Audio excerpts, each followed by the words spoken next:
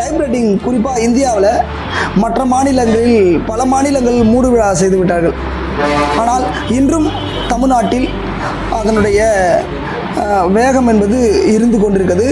குறைவானாலும் தொடர்ந்து இருந்து கொண்டிருக்கிறது. தமிழ்நாட்டில் குறைவானாலும் எனக்கு அதற்கான வாய்ப்பாகவே இருக்கிறது.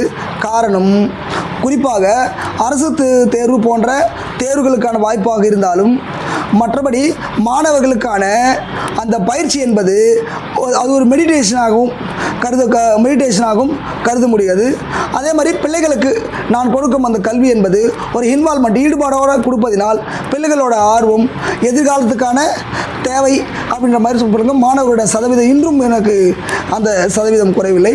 குறிப்பாக சென்னையிலேருந்து ஒரு நண்பர் என்னிடம் வந்தார். அவர் வரும்போது என்கிட்ட கேட்டார், என்ன கேட்டாக்கா, இன்னுமா டைப்ரைட்டிங்லாம் இருக்குது, டைப்ரைட்லாம் போயிடுச்சு, இதுதான் கீபோர்ட்லாம் வந்துச்சு, கீபோர்ட்லேயே நிறைய டெக்னாலஜியாக வந்துச்சு, கீபோர்டை மீறி என்ன பண்ணுறோம், டைப் பண்ணுறது என்ன பண்ணாக்கா வாய்ஸ் ரெக்கார்டு கொடுத்துக்கும் நாம் என்ன பண்ணோம், டெக்ஸ்ட்லாம் எடுத்துக்கிறோமே, வாய்ஸ் ரெக்கார்டு மீறி டெக்ஸ்ட் வந்தாச்சு, கம்ப்யூட்டரும் மீறிடுச்சு இன்னைக்கு. அதே மாதிரி ஏஐலாம் வந்தாச்சு.